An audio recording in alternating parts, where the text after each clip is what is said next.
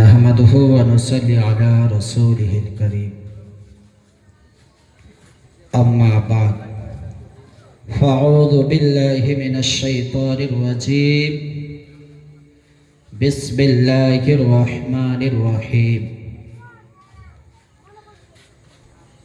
इन्ना अअतैनाकल कौसर फसल्लि लिरब्बिका वनहर इन्न शानियका हुवल अबतर।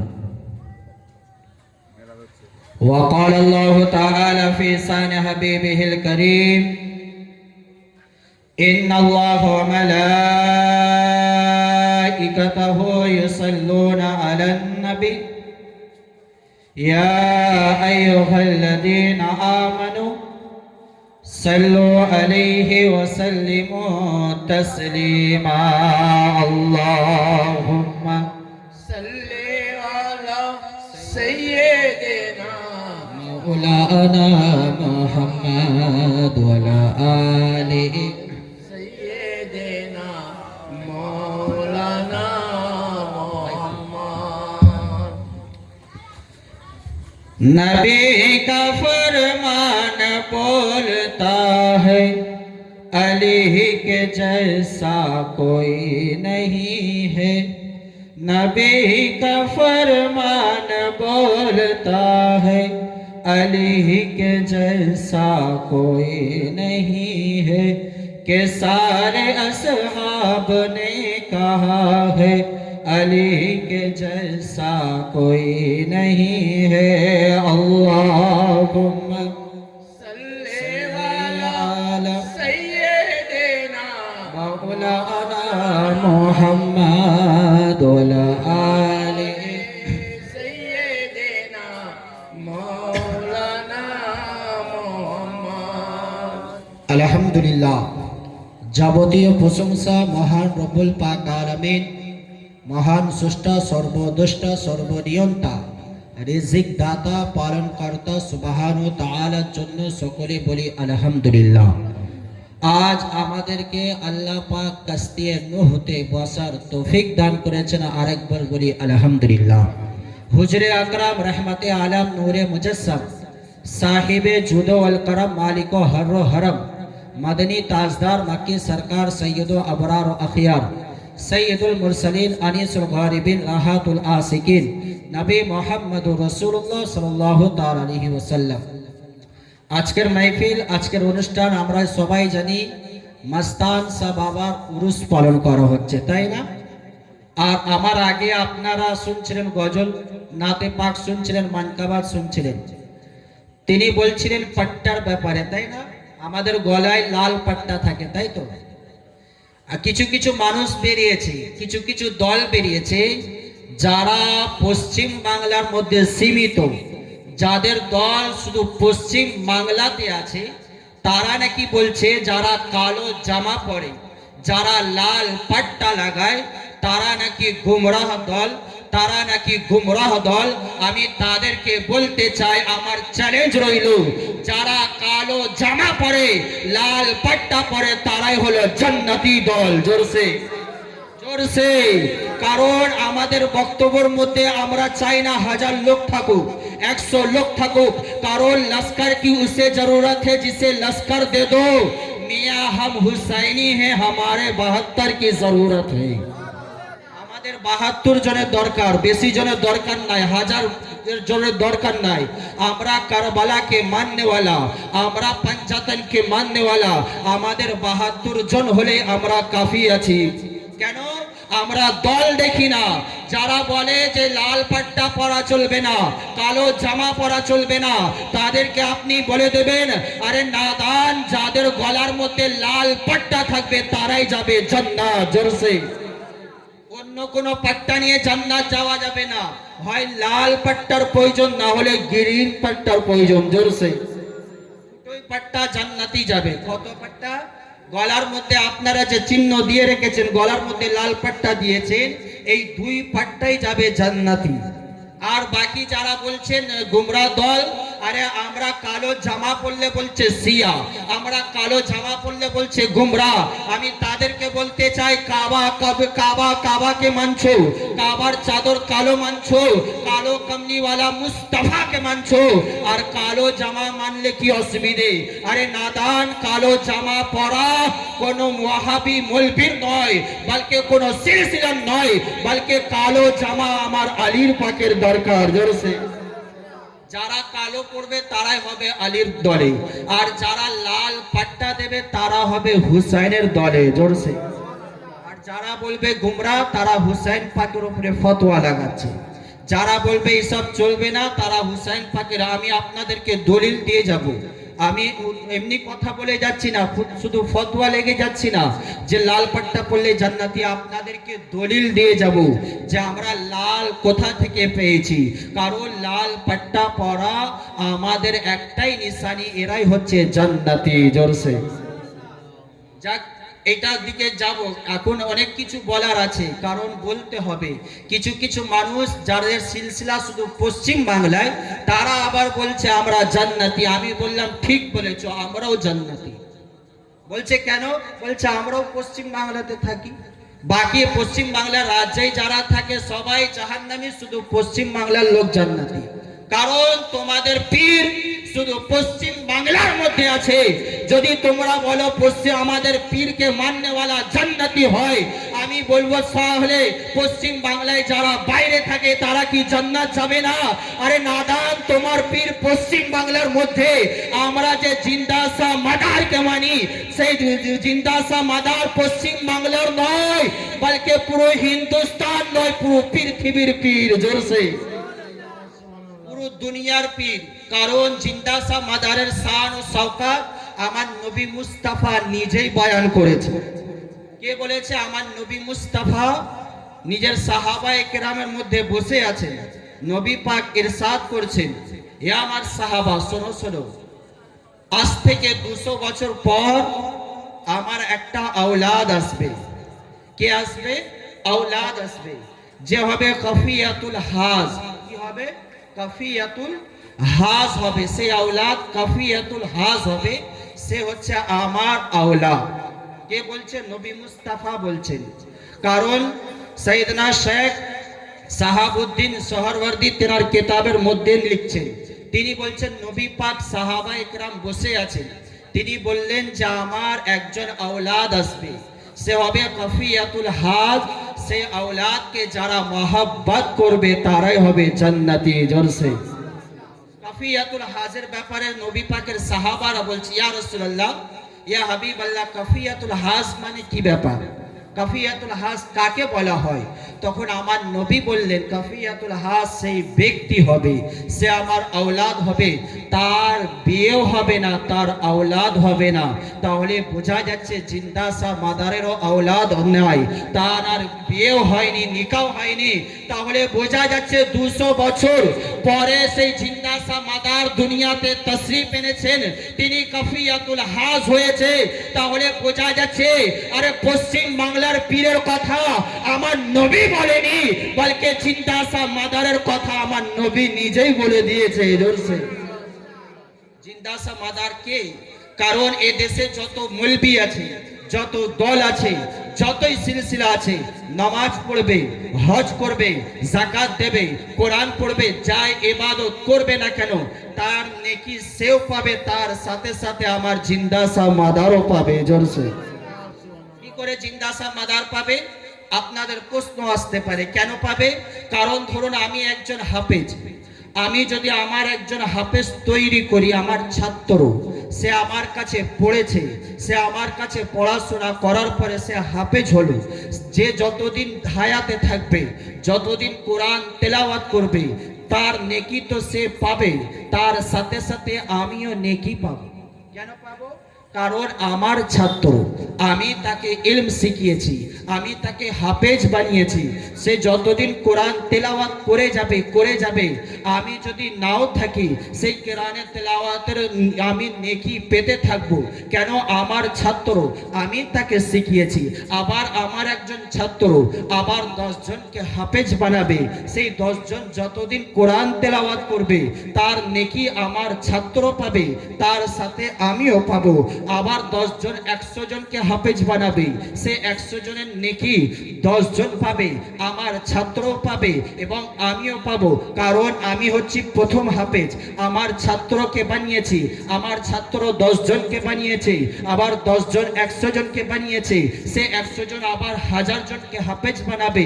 সেই 1000 জন যতদিন দুনিয়ায় থাকবে কোরআন পড়বে, কোরআন তেলাওয়াত করবে, কোরআন পড়বে তেলাওয়াত করবে, তার নেকি সে পাবে, তার সাথে 100 জনও পাবে, 100 জনের সাথে 10 জনও পাবে, 10 জনের সাথে আমার ছাত্রও পাবে এবং আমিও পাবো। পাবো না? কারণ আমি আমার ছাত্রকে তৈরি করেছি, আমার ছাত্র 10 জন হাফেজ তৈরি করেছে, সেই 10 জন 100 জনকে তৈরি করেছে, সে 100 জন 1000 জনকে তৈরি করেছে, সে 1000 জন লাখ লাখ হাফেজ হবে, দুনিয়ায় কোটি কোটি হাফেজ হবে।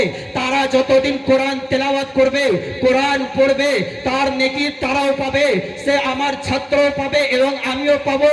তাহলে আমি বলতে চাই, একজন হাফেজ একজনকে বানালে, সে একজন আবার 10 জনকে বানালে, সে 10 জন 100 জনকে বানালে, তার 100 জনের বদলে কোটি কোটি হাফেজ হলে তারাও নেকি পাবে।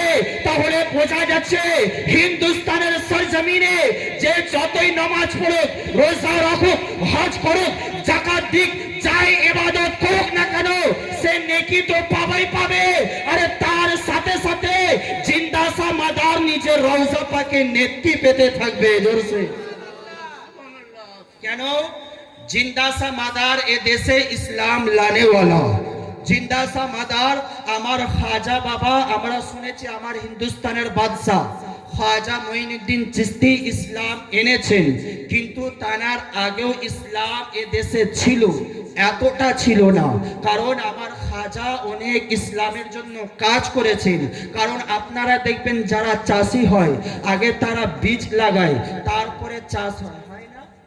তাহলে ইসলামের মধ্যে আমার খাজা চাষ করেছেন, কিন্তু যে বীজ দিয়েছে সে হচ্ছে জিন্দাসা মাদার জোরসে। হিন্দুস্তানের সরজমিনে তিনি বীজ লাগিয়েছেন আর চাষ আমার খাজা বাবা করেছেন। আর হিন্দুস্তানে ইসলাম আমার খাজা বাবা ফেলেছেন, কিন্তু জিন্দাসা মাদারও ফেলেছেন। কারণ জিন্দাসা মাদারের শান ও শওকত সব থেকে জুদা, সব থেকে আলাদা। কিন্তু আপনি দেখবেন কিছু কাদরি হলে বলছে আমরা মাদারি মানি না, কিছু মাদারি হলে তারা বলছে কাদরি মানি না, কিছু চিস্তি হলে বলছে আমরা কাদরি মানি না। আরে নাদান, আমরা কাদরি হতে পারি, চিস্তি হতে পারি, মাদারি হতে পারি, আমাদের আসল সিলসিলা হচ্ছে পঞ্জাতনি জোরসে। আমাদের একটাই সিলসিলা, সেই সিলসিলা হচ্ছে পঞ্জাতনি সিলসিলা। কারণ আমাদের সাজরা তুলবেন, কাদরির সাজরা তুলবেন, চিস্তির সাজরা তোলেন, মাদারির সাজরা তোলেন, সেই সাজরাটা যার কাছে ঠেকে তাকে আলী বলা হয় জোরসে। আলীর পরে নবী চলে যায়, নবীর পরে আল্লাহ হয়ে যায়। কিন্তু এখন বলছে আমরা আমাদের পীরের কাছে বায়াত হয়েছে, মুরিদ হয়েছে, তাই না? আমাদের আকীদা, আমাদের বিশ্বাস, কেউ মানুক ইয়া মানুক, আমরা কদম বুসি করলে বলছে সেজদা করছে, বলে না? আপনি পীরের কদমে কদম বুসি করছেন, তাকে তাজিম করছেন, তাজিমি সেজদা বলবেন না, কি বলবেন? তাজিম করছি। কোনোদিন সেজদার কথা তুলবেন না, কারণ সেজদা আল্লাহকে করা হয়। আমরা পীরের কাছে কি করি? তাজিম করি। কেউ যদি বলে মাথা হ্যাট করা যাবে না, অনেকজন আছে বলছে মাথা হ্যাট করা মানে সেজদা। আবে নাদা, তোর মায়ের কদমের তলায় তোদের জান্নাত, তাই না? আমাদের মায়ের কদমের তলায় সন্তানদের জান্নাত হয়, তাই তো? হ্যাঁ, এটা মতভেদ আছে, কিন্তু বলবো না। আপনি যদি মায়ের কদমে যদি বসা দিতে যান বা চুমা খেতে যান, তাহলে আম্মাজিকে কি বলবেন? কদমটা তুলেন বলবেন, না আপনাকে হ্যাট হতে হবে? আপনাকে হ্যাট হতে হবে। তাহলে হ্যাট হলে কি সেজদা? ধরুন আমি নমাজ পড়াচ্ছি, আমি নমাজ পড়াতে পড়াতে আমি সালাম ফিরিয়ে দিয়েছি, দাঁড়িয়ে গিয়েছি, আমার পিছনে যতজন নমাজ পড়িয়েছে আমি তাদেরকে দাঁড়িয়ে বললাম আমি নমাজ তো পড়িয়েছি কিন্তু আমি নমাজের নিয়তই করিনি। তাহলে আপনারা বলুন নামাজ হবে? হ্যাঁ? আমি সব কিছু করেছি, সানা পড়েছি, সূরা ফাতিহা পড়েছি, সূরা ফাতিহার সাথে একটা সূরা লাগিয়েছি, রুকু করেছি, রুকুর দোয়া পড়েছি, সেজদা করেছি, সেজদার দোয়া পড়েছি, আত্তাহিয়াত পড়েছি, দরুদ শরীফ সব পড়েছি। কিন্তু আমি সালাম ফেরানোর পরে আপনাদেরকে যদি বলি আমি নিয়তই বাঁধিনি, তাহলে আপনারা কি বলেন নামাজ হবে? হবে না, কারণ নিয়ত করতে হবে, তাই না? তাহলে বোঝা যাচ্ছে নিয়ত না হলে আমাদের নামাজ হয় না। এরা বলছে মাথা নিচু করা মানে সেজদা হয়ে যায়। আরে নাদান, আমরা সেজদার জন্য মাথা নিচু করি না, আমরা পীরের সম্মান তাজিমের জন্য মাথা নিচু করি। আপনি সেজদার মধ্যে নামাজে আছেন, সেজদা যেমন করা হয় তেমন করা হয়েছে, আপনারা বলছেন নিয়ত করেননি বলে আপনার নামাজ হয়নি, রুকু হয়নি, সেজদা হয়নি। তাহলে আমরা মাজারে মাথা নত করলে কি করে সেজদা হয়? আমরা তো সুবহান রাব্বিয়াল আলা পড়ি না, পড়ি কি? যখন পীরের কদমে। এখন দেখুন, এখন অনেক রকম মশলা, কোন দিকে যাব? কিছু মানুষ পেরিয়েছে, তারা বলছে ফুল চাদর নাজায়েজ আছে না, বলছে মাজারে ফুল চাদর দেওয়া যাবে না। আরে নাদান, মাজারে আমরা কেন চাদর লাগাই আপনারা কি জানা আছে? আমরা কেন চাদর দিই বলুন তো? কারণ ওয়ালিদেরকে ঠান্ডা লাগে, বুঝতে পারলেন না? মানে আমরা মাস্তান সাওয়ার মাজারে যে চাদর দিয়েছি তানাকে ঠান্ডা লাগে। সাফিউদ্দিন শাহ মাজারে যে চাদর দিয়েছি, আল্লাহর ওয়ালিদের মাজারে যে চাদর দিই তানাদেরকে ঠান্ডা লাগে। বলছে কেন ঠান্ডা লাগে? আমি বললাম হ্যাঁ, আমরা এই জন্য মাজারে চাদর চড়াই, কারণ জানাদেরকে শোয়ানো হচ্ছে মাটির মধ্যে, জানাদেরকে কবরের মধ্যে শোয়ানো হচ্ছে। আমার আল্লাহ পাক জান্নাতের খিড়কি খুলে দেয়, জান্নাতের দরজা খুলে দেয়, তানার ভেতর থেকে ঠান্ডা ঠান্ডা আবহাওয়া আসে বলে আমরা একটা গরম চাদর দিয়ে দিই। এরা বলছে আমরা চড়াই না। আমি বলবো মার গায়া মারদুদ না ফাতিহা না দরুদ। তোমাদের মলবি মরে যায়, আল্লাহ জাহান্নামের খিড়কি খুলে দেয়, ভেতর থেকে গরম, উপর থেকে গরম নেবে না বলে তোমরা চড়াও না। আমরা কেন চাদর চড়াই? কারণ আল্লাহ ওয়ালিরা হচ্ছে আল্লাহর দোস্ত। আল্লাহর কাবা, আল্লাহর ঘর কাবা বাইতুল্লাহর মধ্যেও চাদর আছে, আল্লাহর কিতাব কালামুল্লাহর মধ্যেও চাদর আছে। তাহলে বোঝা যাচ্ছে যেটা আল্লাহর হবে তার উপরে চাদর হবে। আরে আল্লাহর ঘরে চাদর, আল্লাহর কিতাবে চাদর, আল্লাহর ওয়ালিদের মাজারেতেও চাদর। কেউ যদি বলে না যায়, সেই মলবিকে ধরে আনেন। কোথা থেকে? আপনারা বলুন। আপনারা বলছে, এরা বলছে চাদর চড়ানো শিরক। আরে নাদান, আপনারা কি বলেন? আপনারা কি আল্লাহকে কোনোদিন চাদর চড়িয়েছেন? কে কে চড়িয়েছেন হাতটা তোলেন। আল্লাহকে কে কে চাদর চড়িয়েছেন হাত তোলেন? কেউ নাই। তাহলে এরা শিরক বলছে কি করে? কারণ আল্লাহর সাথে শরীক করলে সেটা তো শিরক নাকি? আমরা আল্লাহকে কোনোদিন চাদরই চড়াইনি, এরা বলছে মাজারে চাদর চড়ানো শিরক।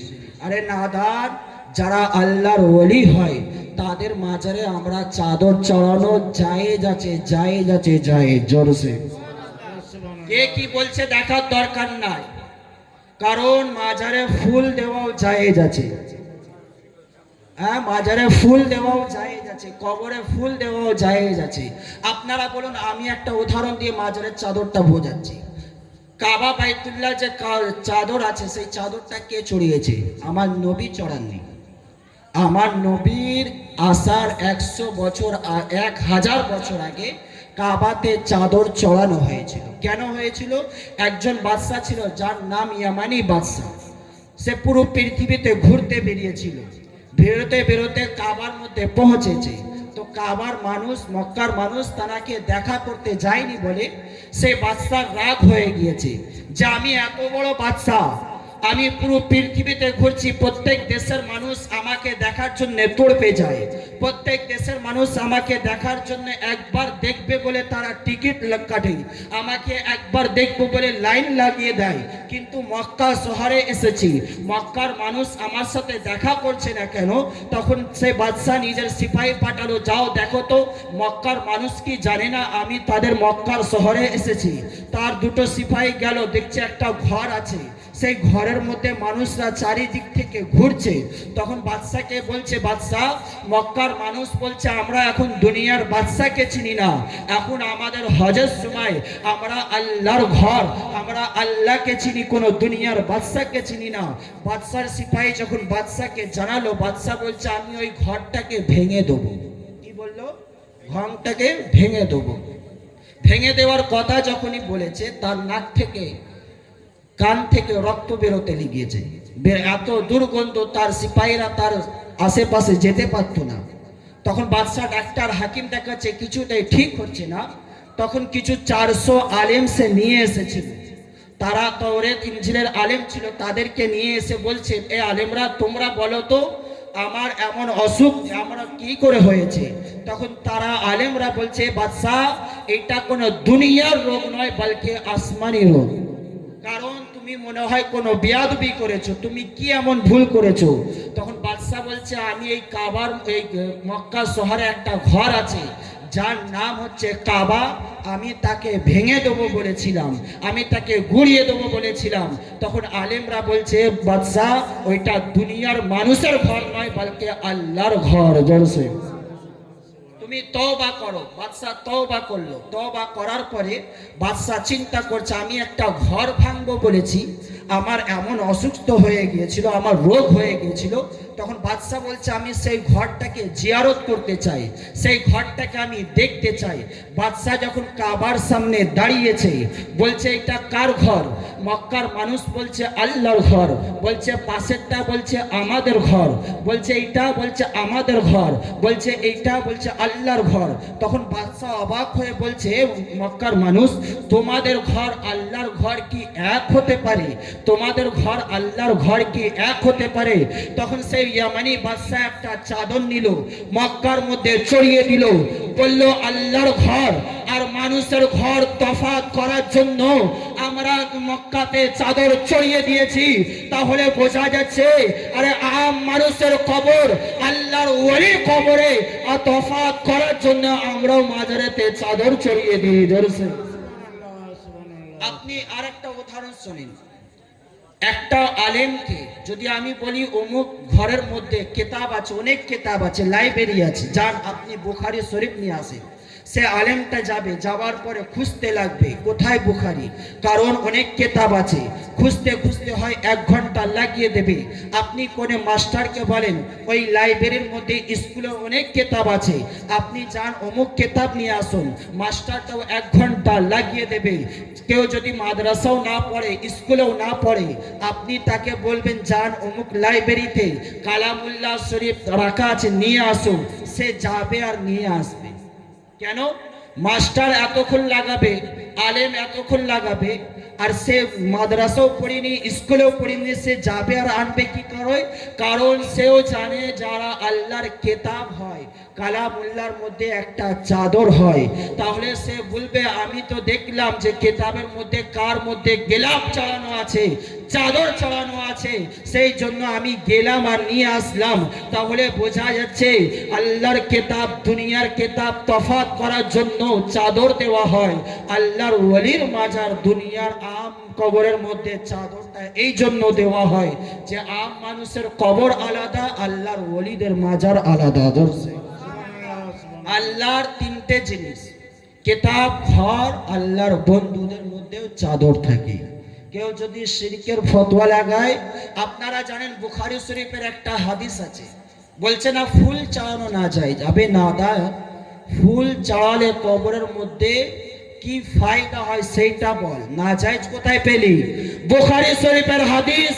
যাদের বুখারী পড়ে বুখার হয়ে যায় তাদেরকে বলতে চাই, বুখারী শরীফের মধ্যে রিওয়ায়াত আছে, আমার নবী মুস্তাফা একদিন হেঁটে হেঁটে যাচ্ছেন, যাওয়ার পরে কবরস্থানের পাশ থেকে যেতে যেতে আমার নবী মুস্তাফা খেজুরের ডাল কাটলেন, কাটার পরে একটা টুকরো কবরের মধ্যে দিয়ে দিলেন, 2টো কবরের মধ্যে দিয়ে দিলেন, দিয়ে দেওয়ার পরে সাহাবায়ে রাসূলরা জিজ্ঞেস করছেন, ইয়া রাসূলুল্লাহ, ইয়া হাবিবাল্লাহ, আপনাকে তো এর আগে কোনোদিন কবরের মধ্যে খেজুরের ডাল পুঁততে দেখিনি, কি ব্যাপার? তো আমার নবী বলছে, এ আমার সাহাবী, শোনো শোনো, এই যে দুটো মাইয়াত শুয়ে আছে কবরের মধ্যে, একজনের গুনাহ হচ্ছে যে পেশাব করতো, পেশাবের সময়, ইস্তিনজার সময় তার ছিটেটা তার শরীরের মধ্যে পড়তো, কাপড়ের মধ্যে পড়তো, তার থেকে বাঁচতো না বলে তার কবরে আযাব হচ্ছে।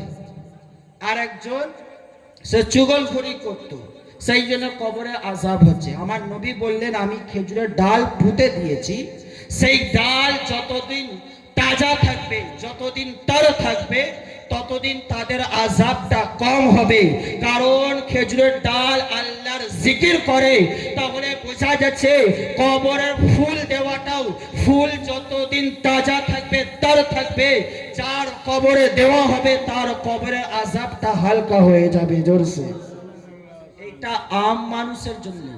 আপনি বলবেন, আমরা তো ওলিদের মাজারে ফুল দিই, তাহলে ওলিদের কি গুনাহ হয়? মনে প্রশ্ন আসবে কি আসবে না? কিন্তু কিছু কিছু আপনাদের তো আসবে না, কিন্তু কাঠমৌলবীদের আসবেই আসবে। বলবে, এই তো বললো যারা গুনাহগার তাদের ফুল দেওয়া হয়, তো আল্লাহর ওলিদের মাজারে কেন ফুল দেওয়া হয়? তাহলে শুনুন, আপনি শুনুন, বলছেন কেন দেওয়া হয়? কারণ যাকে আমরা ফুল চড়াচ্ছি তার যদি কোনো গুনাহ না থাকে, আল্লাহ তার আরো ফজিলতটা বাড়িয়ে দেয়। জোরসে, ধরুন মাস্তান সাহেব আবার গুনাহ নাই, তার গুনাহ হয়তো আল্লাহ ক্ষমা করে দিয়েছে, কারণ গুনাহ ক্ষমা করে দিয়েছে, আমরা ফুল দিচ্ছি, সেই ফুলের জিকির যতদিন করবে, তর তাজা যতদিন থাকবে, সেই ফুলের বরকতে তার শান আলো আল্লাহ বাড়িয়ে দেয়। যদি আপনি ধরেন, আমি উজু করছি, উজু করলে হাতের গুনাহ মাফ হয়, যে হাত ধুচ্ছে হাতের গুনাহ মাফ হয়, মুখ ধুচ্ছি মুখের গুনাহ মাফ হয়, পা ধুচ্ছি পায়ের গুনাহ মাফ হয়। কারো যদি গুনাহ না থাকে তাহলে তার কি মাফ হবে? বুঝতে পারলেন না? ধরুন আমি উজু করছি, আমার হাতের গুনাহ মাফ হচ্ছে, আমি মুখটা ধুচ্ছি, আমার মুখের গুনাহ মাফ হচ্ছে, আমি পা ধুচ্ছি, তাহলে পায়ের গুনাহ মাফ হচ্ছে। যদি আমার গুনাহই না থাকে তাহলে কি মাফ হবে? তার বুলন্দি আরো আল্লাহ বাড়িয়ে দেবে। জোরসে, তাহলে আল্লাহর ওলিদের মাজারে ফুল দি, তাদের শান আরো আল্লাহ বাড়িয়ে দেয়। জোরসে, গুনার জন্য দিই না, কারণ তাদের বুলন্দি আরো উঁচু হওয়ার জন্য দিই। জোরসে, যাক, এইদিকে অনেক কথা আছে, কারণ ওরা তো আমাদের বদনাম করেই ছাড়বে, আমরা কাউকে বদনামও করি না, কারণ আমরা কোনো সিলসিলাকে আঘাত করতে আসি না। আমরা পাঞ্জাতনকে মাননেওয়ালা, পাঞ্জাতন কাল কিয়ামতের ময়দানে যেখানে থাকবে আমরাও সেইখানে থাকবো। জোরসে, কারণ আমরা আলী মাননেওয়ালা, হাসান ও হুসাইন, মা ফাতমাতু জোহরাকে মাননেওয়ালা, আমরা কোনো সিলসিলাকে বদনাম করি না। আপনারা দেখবেন, পশ্চিম বাংলা বলেন, পুরো হিন্দুস্তানের সরজমিনে যত জায়গায় জলসা হয়, সবাই বলে জলসার মাহফিলটা হচ্ছে জান্নাতের বাগান। সব মৌলবি ৭৩টা দলই বলে দিচ্ছে জান্নাতের বাগান, জান্নাতের বাগান, বলে না? আপনারা শুনেছেন, আপনি তাদেরকে বলবেন, তোমাদের জান্নাতের বাগান হয় কি আমি আরমান কাদরি জানি না, কিন্তু আমাদের এইটা জান্নাতের বাগান, এটা আমার নবী মুস্তাফা গ্যারান্টি দিয়ে বলেছে। কারণ পশ্চিম বাংলা বলেন, পুরো হিন্দুস্তানের মধ্যে বলেন, পুরো দুনিয়ার মানুষ বলছে জলসার মাহফিল জান্নাতের বাগান, জান্নাতের বাগান। আমি তাদেরকে বলতে চাই, তোমাদের হয় কি আমি জানি না, কিন্তু আমাদেরটা জান্নাতের বাগান। কারণ আমাদের মাহফিলের মধ্যে আল হাসান ওয়াল হুসাইন সাইয়্যিদি শাবাবি আহলিল জান্নাহ, আমার নবী বলেছে হাসান ও হুসাইন জান্নাতের মালিক, জান্নাতের সরদার।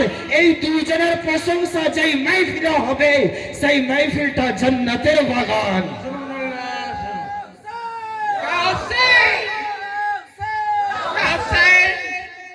কারণ তোমাদের হয় কি আমরা জানি না, আমরা বেশি হাসান ও হুসাইন করলে বলছো শিয়া। আরে নাদান, আমরা নিজেদের মাহফিলে এমন কোন মাহফিল নাই যে আমরা পাঞ্জাতনকে ছেড়ে দিই, কারণ আমরাও জানি এরাই হচ্ছে জান্নাতের মালিক। আর জান্নাতের মালিকে যেই মাহফিলে বায়ান হবে না, সেটা জান্নাতের বাগান হতে পারে না। আর জান্নাতের বাগান সেইটাই যাদের মধ্যে পাঞ্জাতনের প্রশংসা হবে। জোরসে, কিন্তু আপনি সেই সব মৌলবি কাট মৌলবি বলছে জান্নাতের বাগান, আপনাকে নাজরানা বলবে 12,000 না দিলে আমি জান্নাতের বাগানে যাব না। বলছে জান্নাতের বাগান, আর নাজরানা কম হলে সেই বাগানে তারাই প্রবেশ করতে পারে না। হ্যাঁ, বুঝতে পারলেন না? কারণ ওরাই বলছে জান্নাতের বাগান, জান্নাতের বাগান, আর একটুখানি নাজরানা যদি কম হয়ে যায় সেই মৌলবি জান্নাতের বাগানে প্রবেশ করতে পারে না। আরে নাদান, এইটাই হচ্ছে জান্নাতের বাগান। কারণ আমরা সব জায়গায় কম থাকি, বদরের যুদ্ধ কম, কারবালার ময়দানেও কম, আমাদেরকে এইটা দেখবেন এরা কম আছে। আরে এক জায়গায় 72 ছিল, এক জায়গায় 22,000 ছিল, কিন্তু 72 জনকে আল্লাহ এত ক্ষমতা এত পাওয়ার দিয়েছে যে 22,000-এর নাম মিটে গিয়েছে, কিন্তু হুসাইনের নাম এখনো জিন্দা আছে। হুসাইনের নাম প্রশংসা এখনো জিন্দা। কারণ যেই জায়গায় যান ইয়াজিদের কোনো তারিফ নাই, কারণ হুসাইন হুসাইন হচ্ছে, সবাই জানে আমার হুসাইন ইসলাম কো বাঁচানে ওয়ালা। জোরসে আরে হুসাইন ইসলাম কেমন বাঁচিয়েছে, কেমন বাঁচিয়েছে? কারণ আমার খাজা হিন্দুস্তানের সরজমিন থেকে বলছে সা আস্ত হুসাইন বাদশাহ আস্ত হুসাইন দিন আস্ত হুসাইন দীপানা। কি বলছেন? দীপানা।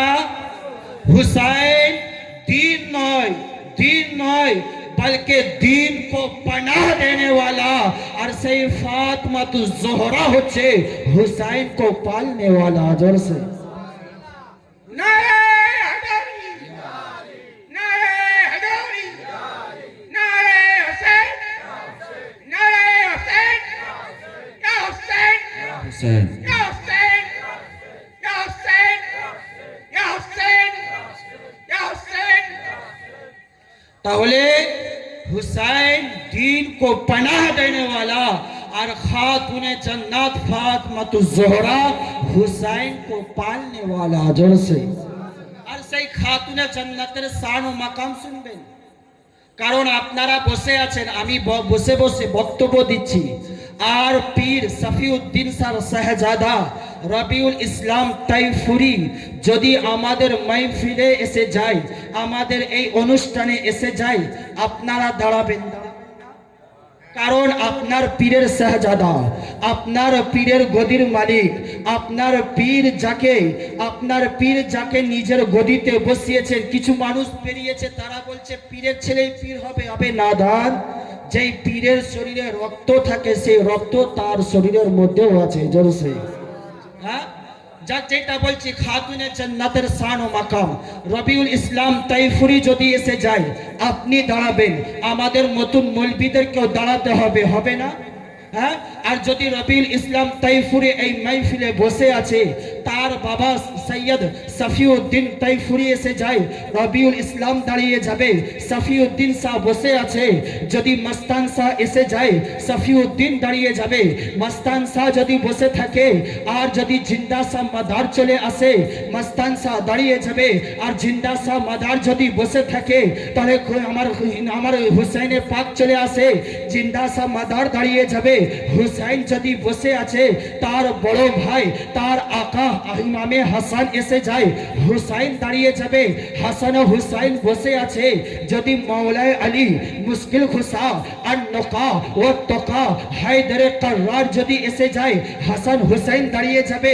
মস্তান শাহ বাবা দাঁড়িয়ে যাবে, জিন্দা শাহ মাদার দাঁড়িয়ে যাবে, সফিউদ্দিন শাহ দাঁড়িয়ে যাবে, রবিউল ইসলাম তাইফুরি দাঁড়িয়ে যাবে। আরে সবাই বসে আছে। আর যদি আলী থাকে, আলী বসে থাকে, আর মুস্তাফা এসে যায়, নবীদের নবী এসে যায়, আলী দাঁড়িয়ে যাবে। আরে শুধু আলী দাঁড়াবে না, বলকে নবীর জন্য আদম থেকে নিয়ে ঈসা পর্যন্ত প্রত্যেক পয়গম্বর দাঁড়িয়ে যাবে, আর আলী দাঁড়িয়ে যাবে, মস্তান শাহ বাবা দাঁড়িয়ে যাবে, জিন্দা শাহ মাদার দাঁড়িয়ে যাবে। আরে দুনিয়ার যত পীর সবাই দাঁড়িয়ে যাবে। আর যদি নবী বসে থাকে, নবী বসে থাকে, নবী বসে থাকে, খাতুনে জান্নাত ফাতিমা ज़ोहरा যদি মাহফিলে চলে আসে, আমার নবী নিজেই দাঁড়িয়ে যাবে। সুবহানাল্লাহ, সুবহানাল্লাহ।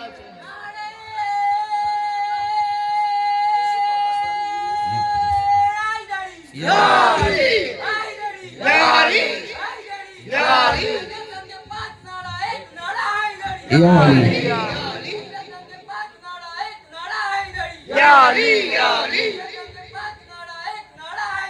Ya Ali, Ya Ali. তাহলে বোঝা যাচ্ছে আরে নবী থেকে নিয়ে ওলি পর্যন্ত সবাই যার সম্মানে দাঁড়ায় তাকে নবী মুস্তাফা বলা হয়। নবী যার সম্মানে দাঁড়ায় তাকে ফাতেমাতুজ জোহরা বলা হয়। কিন্তু কিছু কিছু মৌলবি বেরিয়েছে সেই খাতুনে জান্নাতের ব্যাপারে বলছে, যখন ফাতেমা দুনিয়া থেকে বিদায় নিচ্ছে, তানার কবরে শোয়ানো হচ্ছে, তানার মাজারে যখন শোয়ানো হচ্ছে, কবর নাকি বলেছিল আমি নবীর বেটিকে চিনি না, আমি নবীর বেটি কি চিনি না, আমি ফাতেমাকে চিনি না, আমি নেকি চিনি, কে কত আমল করে যাবে নাদান। যেই ফাতেমা কবরের মধ্যে যাচ্ছে, মাটির মধ্যে যাচ্ছে, তার স্বামীকে আমার মুস্তাফা বলেছে, আমার নবী বলেছে, এ আলী তুমি হলে আবু তুরাব, মাটির পিতা। আবে যার স্বামী মাটির পিতা হয় তার স্ত্রী মাটির কি হয়? জোরসে বলছে ফাতেমাকে কবর চেনে না। বুখারী শরীফ আবে নাদান, বুখারী তোর কাছে রাখ, যেই কেতাবে লেখা হোক বলছে কবর নাকি বলেছিল ফাতেমাকে চিনি না, নবীর বেটি চিনি না। আমরা কে কত নামাজ পড়েছে, কে কত রোজা রেখেছে, কে কত হজ করেছে, কে কত কোরআন পড়েছে, আমরা সেইটা দেখবো। রে নাদান, যেই ফাতেমা কবরে যাচ্ছে, যেই ফাতেমা মাটির মধ্যে যাচ্ছে, তার স্বামীকে তার বাবা বলেছে আবু তুরাব, এ আলী তুমি মাটির পিতা। যদি তার স্বামী মাটির পিতা হয় তার স্ত্রী মাটির কি হবে? জোরসে বুঝতে পারছেন তো নাকি? আবার সেই খাতুনে জান্নাতের ব্যাপারে বলছে যে আমল দেখতো, তাই না? আবে নাদান, দুনিয়ার বাঘ তো দূরের কথা, দুনিয়ার যত জিনিস আছে সেটা হচ্ছে ফাতেমার গোলামের কদমের তলায়, আর জান্নাত খাতুনে ফাতেমাতুজ জোহরার কদমের তলায় থাকে। জোরসে ফাতেমার কদমের তলায় হচ্ছে জান্নাত। কারণ আপনারা জানেন, আমার যদি ঘরে মেয়ে হয়, আপনার বাড়িতে আপনার মেয়ে আছে, সেই মেয়েটা বাপের জন্য রহমত হয়। কি হয়? রহমত হয়। আবার মেয়েটা যখন বড় হয়ে যায়, তার যখন আপনি বিয়ে দেবেন, নিকাহ দেবেন, শাদি দেবেন, সেই যার সাথে তার নিকাহ হবে, যার সাথে তার বিয়ে হবে, সেই মেয়েটা তার স্বামীর জন্য আর্ধেক ঈমান হয়। কি হয়? আর্ধেক ঈমান। কত ঈমান? আর্ধেক ঈমান। আবার যখন তার গর্ভ থেকে সন্তান হবে, সেই সন্তানদের জান্নাত তার মায়ের কদমের তলায় হয়। এইটা কাদের ব্যাপার? আমাদের ঘরের মেয়েদের ব্যাপার। কারণ যদি আমার মেয়ে হয় আমার জন্য রহমত, আপনার মেয়ে আপনার জন্য রহমত, কিন্তু খাতুনে জান্নাত ফাতেমাতুজ জোহরা কার জন্য রহমত? আরে আমার মেয়ে আমার জন্য রহমত, আপনার মেয়ে আপনার জন্য রহমত, কিন্তু ফাতেমা তার জন্য রহমত, যাকে কোরআন বলছে রহমাতাল লিল আলামিন, ফাতেমা তার জন্য রহমত। কোরআন যে রহমাতাল লিল আলামিন যাকে বলেছে, খাতুনে জান্নাত তার জন্য রহমত। আবার বিয়ে হলে কি হয় স্বামীর জন্য? কি হয় স্বামীর জন্য? ভুলে গেলেন? আর্ধেক ঈমান, আধা ঈমান, তাই না? কিন্তু ফাতেমার স্বামী আলী হচ্ছে কুল্লে ঈমান। জোরসে ফাতেমা তার জন্য আধা ঈমান। আবার সন্তানদের জান্নাত কোথায় থাকে? মায়ের কদমের তলায়। আর খাতুনে জান্নাত তাদের জান্নাত তার কদমের তলায় আছে যারা হচ্ছে হাসান ও হুসাইন, যারা জান্নাতের মালিক, তাদের জান্নাত ফাতেমার কদমের তলায়। জোরসে যারা জান্নাতের মালিক, জান্নাতের সর্দার, তাদের জান্নাত যার কদমের তলায় হয় তাকে ফাতেমা বলা হয়। জোরসে কারণ ফাতেমার কদমের তলায় হচ্ছে জান্নাত। ফাতেমা যাকে চাইবে তারাই যাবে জান্নাত। সেই জন্য শের বলছে, রাবি भी मेरी है तो रिवायत भी मेरी है, जहरा है मेरा नाम तो शरीयत भी मेरी है, माँ मेरी खदीजा है तो रिफाकत भी मेरी है, बीबी हो हैदर की तो इमामत भी मेरी है, पैगंबर की बेटी हो तो रिसालत भी मेरी है, अब्बास की माँ हो तो ताकत भी मेरी है, ज़ैनब में जो ज़ुर्रत है वो ज़ुर्रत भी मेरी है, अकबर के सबाहत में सबाहत भी मेरी है, अकबर के तबस्सुम में तबस्सुम भी मेरी है। अरे जन्नत में जाने वाले जरा गौर से सुनना, बेटे मेरे हसन और हुसैन जन्नत भी मेरी है। अरे बेटे मेरे हसन और हुसैन है जन्नत भी मेरी है। যারা জান্নাত যেতে চাও, জান্নাতের মালিক কে জান্নাত যার কদমে তলায় তাকে ফাতেমা বলা হয়। জোরসে সেই ফাতেমার মাকাম কি? এখন দেখবেন একটা জিনিস বেরিয়েছে মোবাইলা, এখন একটা জিনিসের ব্যাপারে অনেক ঝগড়া, সুন্নি শিয়ার মধ্যে তফাৎ। শিয়া বলছে ফাতেমা বাগে ফিদা বারবার যেতে, আবু বকর সিদ্দিকের কাছে বারবার গিয়েছিল চাইতে। কি চাইতে গিয়েছিল? বাগে ফিদা। বাগে ফিদা মানে একটা বাগান, সেটা হচ্ছে দুনিয়ার বাগান। কিসের বাগান? দুনিয়ার বাগান। চাইবার জন্য ফাতেমা বারবার যেতে পারে না, কারণ लजपाल घराना है, लगीनों की लड़ी है, इस घर की गुलामी भी हुकूमत से बड़ी है। अरे तुम लोग इधर बागे फिदा पर हो परेशान, अरे जन्नत उधर जहरा के कदमों में पड़ी है। জান্নাত জাহরার কদমের তলায়। সেই জান্নাত ফাতেমা কি করে বাগে ফিদার চাইতে যাবে? আরে ফাতেমার যদি খাওয়ার প্রয়োজন হলে আল্লাহ জান্নাত থেকে পাঠিয়ে দেয়, ফাতেমার কাপড়ের প্রয়োজন হলে আল্লাহ জান্নাত থেকে পাঠিয়ে দেয়, ফাতেমার আওলাদের দোলনা দোলানোর জন্য আল্লাহ জিবরাইলে আমিন পাঠিয়ে দেয়। কিন্তু এখন দেখবেন জিবরাইলে আমিনকে বলছে আলাইহিস সালাম, আর বলছে হুসাইন রাদিয়াল্লাহ।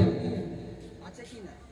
বলছে হুসাইনকে আলাইহিস সালাম বলা যাবে না, পঞ্চতনকে আলাইহিস সালাম বলা যাবে না, তাদেরকে রাদিয়াল্লাহ বলতে হবে না। আদান যেই জিবরাইল যার দোলনা দোলায়, সেই জিবরাইলকে বলছে আলাইহিস সালাম, আর জিবরাইল যার দোলনা দোলাচ্ছে তাকে বলছে রাদিয়াল্লাহ। কোথায় যাবেন? যার দোলনা জিবরাইল দোলায় তাকে বলছে রাদিয়াল্লাহ বলো, আর যে দোলাচ্ছে তাকে বলছে আলাইহিস সালাম। আলাইহি নাদার হুসাইন হচ্ছে আলাইহিস সালাম, পঞ্চতনকে আলাইহিস সালাম বলাটা জায়েজ জায়েজ জায়েজ। আরে যদি তোমরা বলো না বলা যাবে না, কিতাবের নাম বলে দিচ্ছি, গুলদস্তায়ে আহলে বাইত, লেখকের নাম হচ্ছে পাকিস্তানের মৌলানা, যার নাম মৌলানা তারিক জামিল, তার কিতাব আছে গুলদস্তায়ে আহলে বাইত। সে আহলে বাইতের মধ্যে লিখেছে আলাইহিস সালাম। জোরসে কে লিখেছে? মৌলানা তারিক জামিল।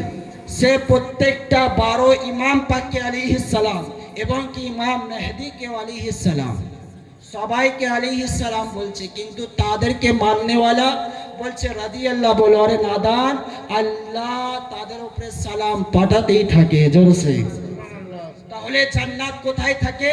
ফাতেমার কদমের তলায়। আর ফাতেমা এমন একটা ব্যক্তি যার দোয়া কোনোদিন আল্লাহ রদ করে না, সঙ্গে সঙ্গে কবুল করে নেয়। জোরসে কারণ একদিন আমার নবী মুস্তাফাকে মদিনা শহরে 3 দিন ধরে খুঁজে পাওয়া যাচ্ছে না। সাহাবায়ে কিরামরা টেনশনে আছে, চিন্তায় আছেন যে নবী পাক গেলেন কোথায়। কারণ সাহাবাদেরকে খিদে পেলে তারা নবীর চেহারা দেখলে তাদের খিদেটা মিটে যেত। সাহাবাদের কোনো মুসিবত হলে নবীর চেহারা দেখলে তাদের মুসিবত দূর হয়ে যায়। সাহাবাদের কোনো জিনিসের প্রয়োজন হলে নবী মুস্তাফার কাছে চাইতেন, নবী সেটা দিয়ে দিতেন। কিন্তু সাহাবায়ে রাসূলরা কি দেখছেন? মদিনা শহরে আমার মুস্তাফাকে 3 দিন ধরে খুঁজে পাওয়া যাচ্ছে না। প্রত্যেক বাড়ির মধ্যে চুলো বন্ধ হয়ে গিয়েছে, বাচ্চা থেকে জোয়ান পর্যন্ত মুরব্বী পর্যন্ত কেউ খাওয়া দাওয়া করছে না। কারণ সবাই একটাই টেনশন, 3 দিন ধরে আমার মুস্তাফা কোথায় গিয়েছেন, আমার রসুল কোথায় গিয়েছেন, আমার নবী কোথায় গিয়েছেন, আল্লাহর পয়গম্বর কোথায় গিয়েছেন। নবী মুস্তাফাকে 3 দিন ধরে মদিনা শহরে খুঁজে পাওয়া যাচ্ছে না। মদিনা শহরবাসীরা সবাই চিন্তার মধ্যে যে আমার নবীকে কি মক্কার কাফেররা বন্দী করে নিয়েছে, মক্কার কাফেররা কি নবী মুস্তাফাকে কায়েদ করে নিয়েছে, মক্কার কাফেররা কি নবীকে ধরে নিয়েছে। সবাই চিন্তার মধ্যে পড়ে গিয়েছেন, সবাই চিন্তার মধ্যে, কেউ খাওয়া দাওয়া করছেন না, বাচ্চা থেকে নিয়ে মুরব্বী পর্যন্ত সবাই কেউ 3 দিন ধরে খাওয়া দাওয়া করছে না, কারো বাড়িতে চুলো পর্যন্ত ধরছে না। সব সাহাবা একই চিন্তায় করছেন যে আমার নবী গেলেন কোথায়, আমার রসুল গেলেন কোথায়, আমার মুস্তাফা গেলেন কোথায়। কারণ আমাদের খিদে পেলে তার চেহারা দেখলে আমাদের খিদেটা মিটে যেত, তাদের আমাদের কোনো মুসিবত হলে তার চেহারা দেখলে আমাদের মুসিবতটা দূর হয়ে যেত। সেই নবী মুস্তাফা কোথায় গিয়েছেন, নবী কোথায় গিয়েছেন 3 দিন ধরে খুঁজেই পাওয়া যাচ্ছে না। তখন সাহাবায়ে রাসূলরা চিন্তা করলেন যে আমার নবী মুস্তাফা বেটির বাড়িতে বেশি থাকেন, খাতুনে জান্নাত ফাতেমাতুজ জোহরার বাড়িতে খুঁজতে হবে। তখন নবী পাকের সাহাবীরা খাতুনে জান্নাতের বাড়িতে চলে গিয়েছেন। ফাতেমাতুজ জোহরাকে বলছে, ফাতেমা তোমার আব্বাজি কি তোমার বাড়িতে আছে? তখন ফাতেমাতুজ জোহরা বলছে, আমার আব্বার সাহাবীরা শোনো শোনো, আমার আব্বাজান 3 দিন হয়ে গিয়েছে আমার বাড়ি পর্যন্ত আসেননি, আমার আব্বাজান কোথায় গিয়েছেন?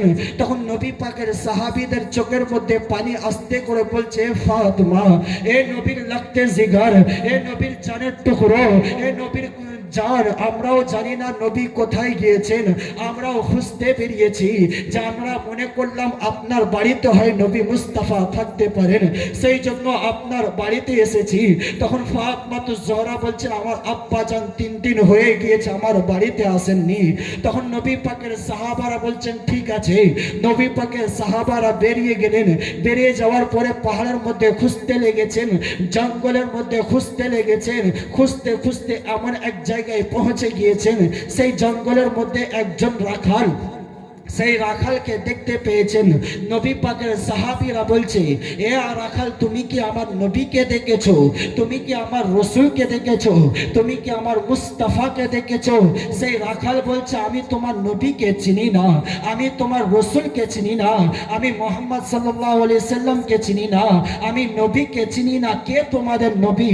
কিন্তু আমি রাখাল এই 3 শহরের মধ্যে অনেক দিন থেকে আসছি, কিন্তু এই জঙ্গলের মধ্যে ওই পাহাড়ের মধ্যে একজন ব্যক্তিকে 3 দিন ধরে আমি কাঁদতে দেখেছি।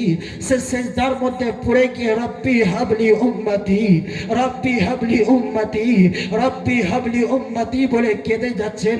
কিন্তু আমার যত জানোয়ার ছিল, আমার যত পশু ছিল, তার পিছনে সেজদা পড়ে তারাও কান্নাকাটি করতে লেগেছে। শুধু আমাদের জানোয়ার নয়, বলকে এই জঙ্গলের মধ্যে যত পশু আছে সবাই তার পিছনে সেজদার মধ্যে পড়ে গিয়ে তারাও রব্বি হাবলি উম্মতি, তারা নবী রব্বি হাবলি উম্মতি বলে কাঁদছেন, তারাও নবীর সাথে কান্নাকাটি করছে।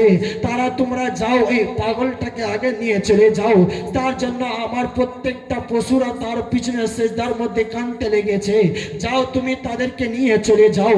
কিন্তু আমার নবী মুস্তাফা পাকের সাহাবীরা বুঝতে পেরে গিয়েছেন যে দুনিয়াতে তশরিফ আনছেন তখনও রব্বি হাবলি উম্মতি, যখনই রাত্রে সেজদার মধ্যে পড়েন তখনও রব্বি হাবলি উম্মতি। নবী পাকের সাহাবীরা বুঝতে পেরে গিয়েছেন ওই ব্যক্তিটা অন্য কোনো ব্যক্তি নয়, বলকে গরিবদের গমখান নবী মুস্তাফাই হবে, আমাদের আতাই হবে, আমাদের মুস্তাফাই হবে, আমাদের রসুলই হবে। তখন সাহাবায়ে রাসূলরা দৌড়াতে লেগেছেন, দৌড়াতে দৌড়াতে ওই পাহাড়ের মধ্যে চলে গিয়েছেন। চলে যাওয়ার পরে কি দেখছেন, প্রত্যেকটা পশু নবী পাকের সেজদার পিছনে পড়ে আছে, তারাও কান্নাকাটি করছে। কিন্তু আমার মুস্তাফা সিজদার মধ্যে রব্বি হাবলি উম্মতি, রব্বি হাবলি উম্মতি, রব্বি হাবলি উম্মতি বলে কান্নাকাটি করছে। তখন নবী পাকের সাহাবীরা আসলেন, আসার পরে বলছে ইয়া রাসূলুল্লাহ, ইয়া হাবিবাল্লাহ, আপনি এই পাহাড়ের মধ্যে 3 দিন ধরে কাঁদছেন, কিন্তু আপনাকে 3 দিন ধরে দেখিনি বলে আমাদের কষ্ট হচ্ছে। ইয়া রাসূলুল্লাহ, আপনি মদিনা শহরে চলেন, ইয়া রাসূলুল্লাহ, আপনি মদিনা শহরে চলেন। আমার মুস্তাফা কোন সাহাবীর কথা শুনছেন না, আমার মুস্তাফা কেঁদে যাচ্ছেন, বলে যাচ্ছেন রব্বি হাবলি উম্মতি, রব্বি হাবলি উম্মতি বলে কেঁদে যাচ্ছেন। সাহাবায়ে রাসূল এক এক করে আসছেন, বলছে ইয়া রাসূলুল্লাহ, মদিনা শহরে চলেন, কারণ মদিনা শহরবাসীরা, মদিনাবাসীরা 3 দিন হয়ে গিয়েছে, কারো বাড়িতে এখন পর্যন্ত চুলো পর্যন্ত ধরেনি, কারো বাড়িতে একবেলা খাওয়া পর্যন্ত হয়নি। ইয়া রাসূলুল্লাহ, বাচ্চা থেকে নিয়ে মুরব্বী পর্যন্ত বিনা খেয়ে দিয়ে তারা 3 দিন ধরে আপনার জন্য ইন্তজার করছে। ইয়া রাসূলুল্লাহ, আপনি মদিনা শহরে চলেন, কিন্তু আমার নবী সিজদার মধ্যে পড়ে আছেন, আমার নবী কারো কথা শুনছেন না। আবু বকর আসলেন, আসার পরে বলছে ইয়া রাসূলুল্লাহ, আপনি মদিনায় চলেন, আমার নবী কোনো জবাব দিচ্ছেন না। ওমরে ফারুক আসলেন, বলছেন ইয়া রাসূলুল্লাহ, ইয়া হাবিবাল্লাহ, মদিনা শহরে চলেন, আমার নবী কোনো জবাব দিচ্ছেন না। উসমান আসছেন, বলছেন ইয়া রাসূলুল্লাহ, মদিনা শহরে চলেন, আমার নবী কারো জবাব দিচ্ছেন না। প্রত্যেকটা সাহাবী নবীর কাছে এসে কান্নাকাটি করছে, আমার নবীর মাথাটা সিজদা থেকে তুলছেন না। আমার নবী বলে যাচ্ছে রব্বি হাবলি উম্মতি, রব্বি হাবলি উম্মতি, রব্বি হাবলি উম্মতি, রব্বি হাবলি উম্মতি বলে কান্নাকাটি করছেন। নবীর সাথে প্রত্যেকটা জানোয়ার পশুরাও কান্নাকাটি করছেন, সাহাবায়ে রাসূলরাও কাঁদতে লেগেছেন। তখন একজন সাহাবী বলছে যে আমার নবী মুস্তাফার যদি কোনো মুসিবত আসে, আমার রসুল যদি কোনো টেনশনে থাকে, আমার রসুল যদি কারো কথা না শোনে, একজন ব্যক্তির কথা শোনে, সেই ব্যক্তিটা অন্য কোনো ব্যক্তি নয়, বলকে নবীর লখতে জিগার ফাতিমাতুজ জোহরা। কারণ তায়েফের ময়দানে আমার মুস্তাফা মার খেয়েছিলেন, আমার মুস্তাফার কপাল থেকে যে রক্ত টপ টপ করে ঝরছিল, সেই ফাতিমাতুজ জোহরা নিজের ওড়না থেকে সেই রক্তটা পরিষ্কার করছিল। কারণ আমার মুস্তাফার উপরে যখন জুলুম হয়েছে, আমার মুস্তাফার উপরে যখন অত্যাচার হয়েছে, আমার মুস্তাফা যখনই কান্নাকাটি করেছে, তখন কোন দুনিয়ার মানুষের কথা শোনেননি, বলকে একজন ব্যক্তির কথা শোনেন, সেটা হচ্ছে নবীর বেটি ফাতিমা, নবীর বেটি ফাতিমা। এ সাহাবী, যাও নবীর বেটিকে ডেকে নিয়ে আসো, কারণ তাকে গিয়ে বলো তোমার বাবা রব্বি হাবলি উম্মতি, রব্বি হাবলি উম্মতি বলে পাহাড়ের মধ্যে কাঁদছেন। তখন সাহাবায়ে রাসূল একজন ব্যক্তিকে পাঠালেন, সালমানে ফারসিকে পাঠালেন, এ সালমানে ফারসি, যাও নবীর বেটিকে ডেকে নিয়ে আসো, কারণ নবী আবু বকরের কথা শুনছেন না, উমরের কথা শুনছেন না, উসমানের কথা শুনছেন না, তালহার কথা শুনছেন না, জুবাইরের কথা শুনছেন না, আবু হুরায়রার কথা শুনছেন না, কোন সাহাবীর কথা শুনছেন না, আপনাকে ডাকা হচ্ছে। তখন সালমানে ফারসি দরজার সামনে দাঁড়িয়ে আছে, আমার খাতুনে জান্নাত দরজাটা খুলে বলছে, সালমান কি করতে এসেছো? এক্ষুনি তো আবু বকর এসেছিল, ওমর এসেছিল, উসমান এসেছিল, সব নবী পাকের সাহাবীরা এসে আমার বাড়িতে খুঁজে গিয়েছে, আমি তো বলে দিয়েছি আমার বাবা আমার বাড়িতে 3 দিন ধরে আসেনি, আবার কি করতে এসেছো? তখন সালমানে ফারসি বলছে, এ খাতুনে জান্নাত, এ ফাতিমাতুজ জোহরা, আপনাকে এইটা জানাতে এসেছি যে আপনার বাবা আপনার বাড়িতে নয়, বলকে অমুক পাহাড়ের মধ্যে সিজদার মধ্যে পড়ে রব্বি হাবলি উম্মতি, রব্বি হাবলি উম্মতি, রব্বি হাবলি উম্মতি, গুনাহগার উম্মতকে ইয়াদ করছেন আর কাঁদছেন। এ ফাতিমা, তোমায় ওই জায়গায় যেতে হবে, কারণ নবী কারো কথা শুনছেন না। আবু বকর ডাকছেন, নবী জবাব দিচ্ছেন না, উমর ডাকছেন, নবী জবাব দিচ্ছেন না, উসমান ডাকছেন, নবী জবাব দিচ্ছেন না। এ ফাতিমা, তোমায় যেতে হবে। তখন খাতুনে জান্নাত দুটো হাতের মধ্যে এক হাতে ইমামে হাসান নিয়ে নিলেন, এক হাতে ইমামে ইমামে হুসাইন নিয়ে নিলেন। দুটো শাহজাদা পাককে নিয়ে যাওয়ার পরে সেই পাহাড়ের মধ্যে চড়তে লেগেছেন, সেই পাহাড়ের মধ্যে চড়তে লেগেছেন। আমার নবী যেই জায়গায় সিজদার মধ্যে, ফাতেমা সিজদার পাশে দাঁড়িয়ে গিয়ে বলছে, আব্বা আপনি কি আপনার বেটিকে ভুলে গিয়েছেন? আপনি কি আপনার মেয়েকে ভুলে গিয়েছেন? আপনি কি আপনার লক্তে জিগারকে ভুলে গিয়েছেন? এ আব্বা আপনি কোন সফরে যেতেন আগে আমার সাথে দেখা করতেন। এ আব্বা আপনি যদি জঙ্গের ময়দানে যেতেন আগে আমার সাথে দেখা করতেন। এ আব্বা মদিনা শহরে যদি কোনো বাইরে যেতেন আগে আমার সাথে দেখা করতেন। আবার সফর থেকে যখন ফিরে আসতেন আব্বা আগে আমার সাথে দেখা করতেন। এ আব্বা জান আজ 3 দিন হয়ে গিয়েছে, আপনি আপনার মেয়েকে কি ভুলে গিয়েছেন? আপনি কি আপনার বেটিকে ভুলে গিয়েছেন? এ আব্বা জান আপনি বেটিকে মনে রাখেননি। এ আব্বা জান আপনার বেটির কি হালত হবে? এ আব্বা জান আপনার বেটির কি অবস্থা হবে? তখন আমার নবী মুস্তাফা আওয়াজ দিয়ে বলছে, ফাতেমা আবার উম্মতের কি হবে? আবার উম্মতের কি হবে? কারণ আবু বকর ডেকেছিলেন, নবী আওয়াজ দিলেন না। উমর ডেকেছিলেন, নবী জবাব দিলেন না। উসমান ডেকেছিলেন, নবী কোনো কথাই বলেননি। কিন্তু ফাতেমা যখনই জিজ্ঞেস করেছে, আমার ফাতেমা তো জোহরার কথা শুনে আমার নবী বলছে, ফাতেমা গুনাহগার উম্মতের কি হবে? গুনাহগার উম্মতের কি হবে? তখন আমার ফাতেমা বলছে, আব্বা জান আপনি নিজের উম্মতের জন্য 3 দিন ধরে এই জায়গায় কান্নাকাটি করছেন। নবী বলছে, হ্যাঁ হ্যাঁ আবার উম্মতের কি হবে? আবার উম্মতের কাল কিয়ামতের ময়দানে কি হবে? তখন আমার ফাতেমা বলছে, আব্বা জান আপনার উম্মতের টেনশন, আপনার উম্মতের চিন্তা আপনাকে করতে হবে না, আপনাকে করতে হবে না। আপনি সাক্ষী হয়ে যান, আপনার সাহাবীদেরকে সাক্ষী করে দেন। আপনার উম্মতের টেনশন আপনাই করতে হবে না, আপনার উম্মতের টেনশন আমি ফাতেমা নিয়ে নিয়েছি।